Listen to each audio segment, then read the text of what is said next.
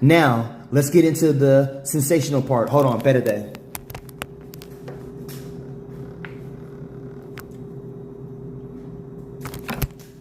I want to be professional and shit.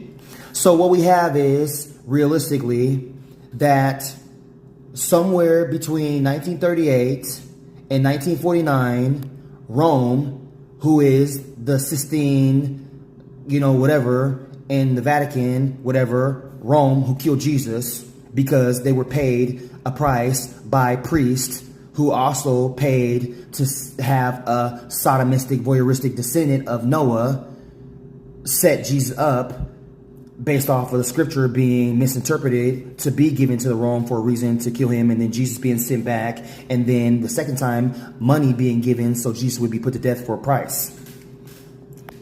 Period. And then from whatever time after our captivity out of the land of, well, I don't know what we're going to call it. Oh, in the future, it's not going to be called Israel or Canaan or Palestine or nothing or whatever. It's not going to be, no, it's not. Anyways. So basically what we have is in 1938, the British mandate, well, the British people had that land, and then they gave it to the Philistines because, they're the Philistines, and they could, by blood or spit, they could prove that their descendancy is the Philistine descendancy. But they angelized the name Philistine to Palestine. Yes, they did. Shut the fuck up.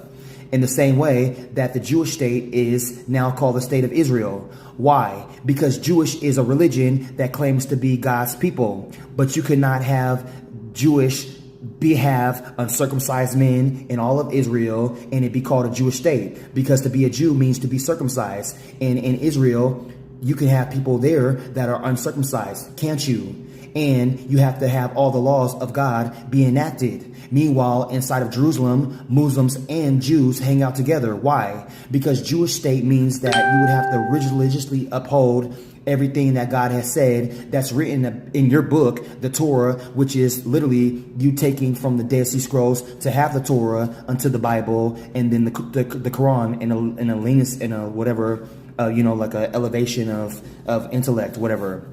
It's not really intellectual. It's masked and vaccinated on the whole earth. Anyways. Now, in this moment, we see why the state of Israel is called the state of Israel. Because by calling it the state of Israel, you're not calling it something religious.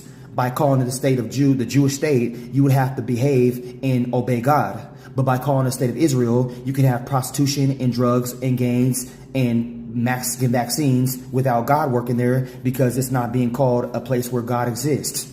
Because it's not being called a place where God supposedly had connection with. Now it's called the state of Israel, not Jewish state. Case closed.